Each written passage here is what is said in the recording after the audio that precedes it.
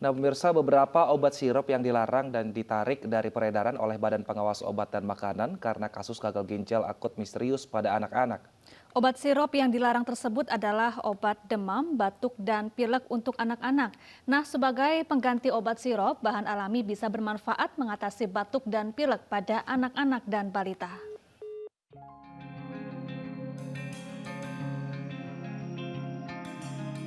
Kementerian Kesehatan menginstruksikan tenaga kesehatan untuk tidak meresepkan obat-obatan dalam bentuk cair atau sirup untuk sementara waktu. Selain itu, Kementerian Kesehatan juga meminta apotek untuk sementara tidak menjual obat bebas maupun obat bebas terbatas dalam bentuk cair atau sirup.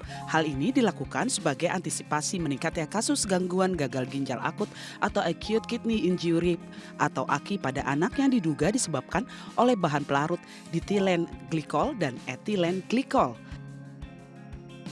Sebagai alternatif, Kementerian Kesehatan dan Ikatan Dokter Anak Indonesia menyarankan penggunaan bentuk sediaan lain seperti tablet yang digerus menjadi puyer, kapsul, anal suppostoria, atau lainnya sebagai praktik penyembuhan penurun panas dan pereda batuk dan pilek.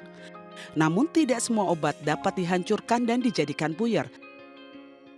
Yang paling utama tentu cukupi kebutuhan cairan ya, itu yang paling penting ketika anak demam, jangan sampai cairan kurang ya, baik itu air putih ataupun, ASI. Untuk yang bayi, bagaimana kita sebisanya memberikan makanan, bergizi, seimbang kalau anaknya sudah makan ya. Kemudian juga, kalau, memungkinkan untuk dikompres, air hangat silakan, kemudian bisa juga memakai pakaian yang tipis. Itu kan beberapa penanganan tanpa pemberian obat-obatan. Sebagai alternatif, Perkumpulan Dokter Pengembang Obat Tradisional dan Jamu Indonesia merekomendasikan 2 ramuan herbal yang cocok untuk anak dengan bahan rumahan yang murah. Obat ini cocok untuk penurun demam dan mengatasi batuk pilek anak yang rasanya tidak pahit dan nyaman untuk anak. Memberikan, ramuan, herbal ya yang alami, yang 100% alami, jadi tidak pakai bahan-bahan, kimia atau tambahan apapun, jadi murni dari bahan-bahan alami dan, itu bahan-bahannya sebetulnya bisa didapatkan dari dapur kita ya. Apalagi, bahan-bahan herbal yang ada di dapur kita, yang biasa ada di dapur kita sebetulnya sudah terbukti aman ya. Kemudian, secara empirik juga, aman dan cukup, efektif ataupun berkhasiat dalam membantu meredakan demam maupun keluhan-keluhan yang bisa menyertainya, misalnya batuk pilek. Bisa menggunakan herbal dengan bahan dasar madu murni, bawang merah dan putih, jahe segar dan jeruk nipis dengan dosis 3 kali 5 ml sehari dan diminum sebelum atau sesudah makan. Sedangkan untuk bayi usia 6 bulan sampai 1 tahun dapat menggunakan ramuan herbal dengan bahan dasar kunyit bubuk yang dapat dicampurkan ke ASI atau susu formula sesuai dengan volume ASI yang dikonsumsi. Ramuan herbal ini bisa dikonsumsi untuk anak yang sehat 1 kali sehari dengan tujuan memelihara kesehatan dan menguatkan daya tubuh anak. Tentu saja ramuan herbal ini bisa menjadi sarana alternatif yang terbukti aman dan efektif menurunkan demam dan meredakan batuk pilek. Tim Liputan iNews melaporkan. Nah, dari tadi kita udah ngomongin mengenai tanaman obat dan juga ada tadi ternyata fungsi-fungsinya buat apa saja. Nah, biar nggak salah nih pemirsa untuk memilih tanaman mana saja yang pas untuk pengobatan dan bagaimana meramunya. Langsung saja kita berbincang dengan dokter herbal medik, ada Ibu Dokter Ipak Ritmah Rikenawati. Selamat siang Bu Dokter Ipak. Selamat siang, Mas. Baik, Ibu, ini biasanya kan saat ini mungkin cuaca lagi hujan, tiba-tiba panas. Mungkin sakit yang sering diderita adalah batuk, pilek, dan juga panas seperti itu. Biasanya kalau untuk sakit-sakit seperti itu, ramuan yang tepat apa ini Bu untuk ramuan herbal? Jadi kalau untuk batuk, pilek, panas, terutama untuk panas ya. Kalau panas kita bisa gunakan yang paling mudah untuk kita buat adalah ramuan kunyit dengan madu, ya. Terus kalau misalnya kalau kita nggak punya yang kunyit dalam bentuk kapsul, boleh kita parut kunyit, kita peras airnya, kita kasih air, tambahkan madu. Terus kalau misalnya disertakan dengan batuk, boleh diperaskan jeruk nipis ke dalamnya. Itu lebih enak, lebih seger dan biasanya anak-anak suka ramuan ini. Terus kalau misalnya ada juga disertai dengan dahak yang berlebih, boleh kita tambahkan dengan kencur, parutan kencur. Jadi memang ramuan-ramuan ini sudah banyak sekali ya dikonsumsi sejak zaman dulu sih sebenarnya. Dan insya Allah aman dan sangat membantu untuk anak-anak. Dan rasanya juga nggak pahit, disukai insya Allah. Iya, dokter ini sejak usia berapa bagi anak-anak mulai aman mengonsumsi ramuan herbal seperti ini, Dok? Usia bayi pun boleh. Hmm. Jadi usia bayi, saya pernah coba kebetulan saya udah punya cucu, jadi cucu saya itu usia 2 bulan waktu itu panas, saya kasih ramuan kunyit dengan madu.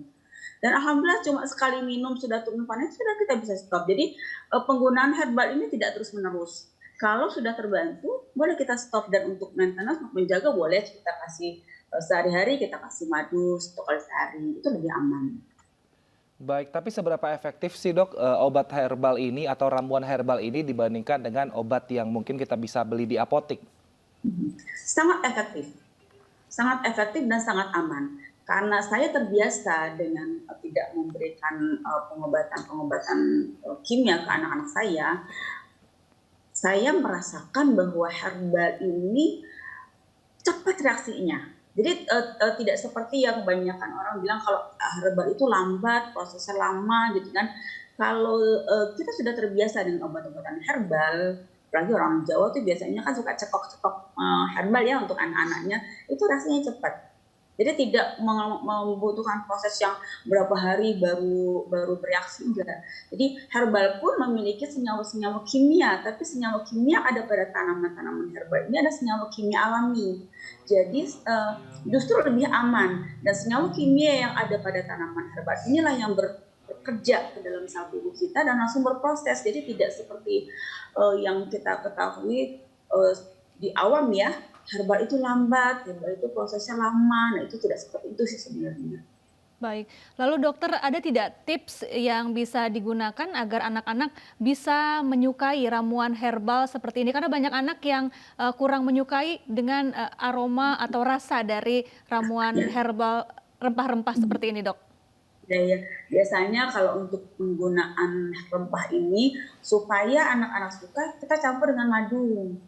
Ya, jadi misalnya kunyit campurkan madu, atau ditambahkan lagi perasan lemon, ya, atau kalau dicampurkan dengan susu, saya tidak itu setuju ya, karena kadang-kadang susu itu jadi netral. Jadi lebih baik dengan air putih dicampurkan madu, ditambahkan herbalnya, itu masih lebih aman dan lebih alami sifatnya. Jadi saran saya penggunaan herbal itu tidak dicampurkan dengan susu, tapi dicampurkan dengan madu, dengan air, itu lebih tepat. Dan rasa untuk anak-anak biasanya akan lebih disukai karena manis. Ya anak-anak misalkan nggak sukanya karena pahitnya gitu kan, ada rasa-rasa anehnya. Nah, biasanya dengan penggunaan madu dicampurkan dengan lemon atau kan rasa-rasa yang lain insya Allah bisa. Baik, Ibu mau tanya juga dong dengan perbandingan skalanya, misalnya kalau anak sakit apakah minum ramuan herbal ini sehari 3 kali seperti obat pada umumnya, dan apakah kalau misalnya hanya untuk menjaga imunitas tubuh juga dilakukan hanya 1 kali sehari atau seperti apa? Boleh dikasih tahu ke kita informasinya Ibu dokter? Jadi kalau untuk pengobatan kita gunakan sesuai dengan dosis. Jadi dosis 3 kali sehari. Jadi penggunaan herbal pun kalau untuk pengobatan kita harus sesuaikan dengan dosis kebutuhan tubuh. Ya beda dengan untuk menjaga imunitas, itu cukup dengan sekali sehari, mungkin kita bisa rebusan, itu bisa sebagai untuk imunitas aja. Tapi kalau herbal untuk pengobatan itu dosisnya harus tercukupi. Karena dosis itu menentukan tingkat kesembuhan. Jadi kebutuhan tubuh itu sesuaikan dengan dosis kalau untuk pengobatan. Tapi kalau untuk menjaga daya tahan tubuh itu boleh kita buat dengan bentuk rebusan, bentuk seperti empon-empon ya, bentuk infus water, itu bisa untuk menjaga daya tahan tubuh. Tapi kalau untuk pengobatan kita memerlukan dosis di sini. Dan di sini dosis untuk anak-anak, untuk dewasa itu pastinya beda. Disesuaikan dengan kondisi penyakit dan sesuai dengan umur dan kebutuhan.